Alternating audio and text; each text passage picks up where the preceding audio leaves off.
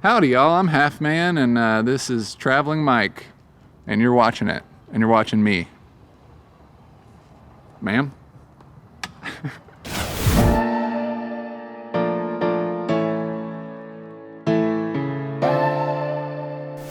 Oh, man, what a great question. Oh, my God. I've been waiting for somebody to ask me that question. Okay, so my cat's name is Ferdinand. I call him Ferdy for short. Ferdinand is is a character in a book called Journey to the End of the Night by, it's a fake name, but his name is Louis Ferdinand Celine. Great book, you should check it out.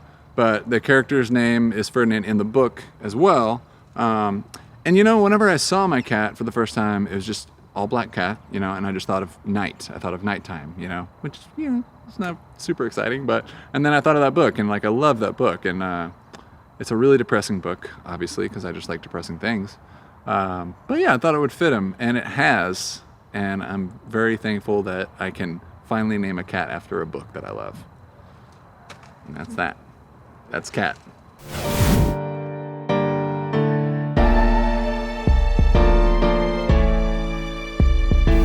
Oh, for sure. Absolutely. First influence, reason I think I picked up the guitar when I was a freshman in high school, and I don't think I had any inspiration. I was just bored. I was like, I want to pick up a guitar. And I gave up immediately. I was like, this is too hard. I quit. And then my junior year of high school, I got into the band Against Me and just started learning. This guy named Josh Raymond who had a set of drums. He's like another punk kid. And he had a set of drums where he showed up and was like, all right, let's play some songs. And we didn't know how to play anything. But we slowly started to learn pretty much the whole discography of Against Me at the time. And we were essentially an Against Me cover band for the small town that we lived in.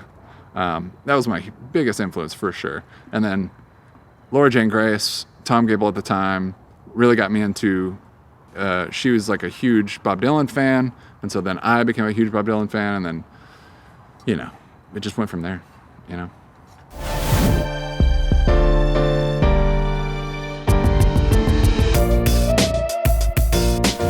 I'm actually working on recording a record right now. We have the drums tracked and most of the acoustic tracked. And that should maybe be out by the end of the year. Don't have a name for the album yet, but it's a bunch of songs that I've been working on for the past couple of years, and during the pandemic, it's been really hard to get members to stick it out and play whenever there's no promise of shows or anything, but trying to slowly finish that up, and it's coming along really nicely, so you can look forward to that in the future. Yeah, and I think I'm going to release it as Half Man and the whole band instead of just Half Man.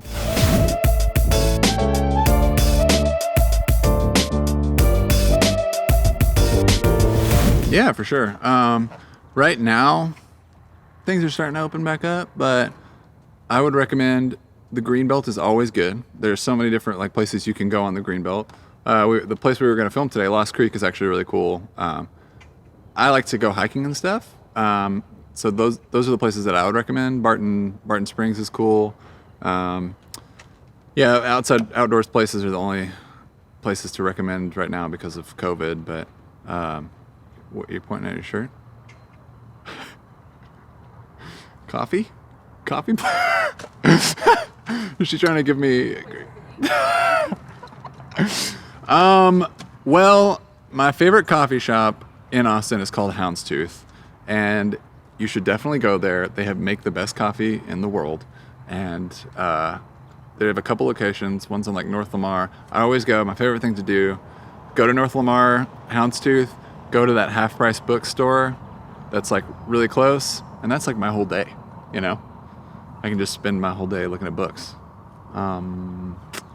But yeah, I think that's about it. I haven't been going many places, obviously, since the pandemic, but those are some of the places that I go.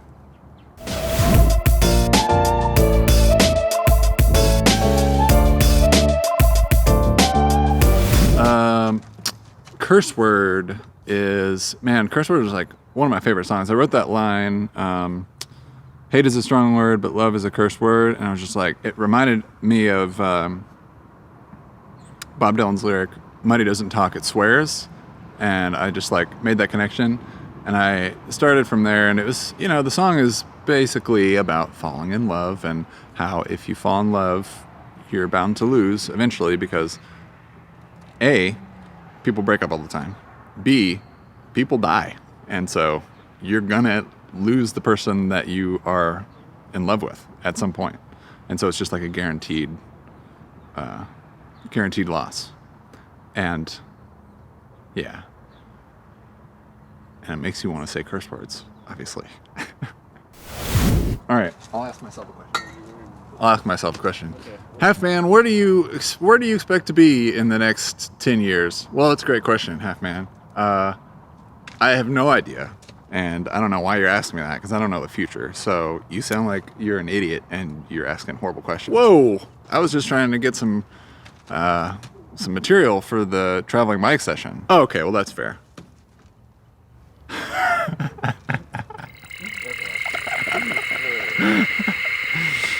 Cool.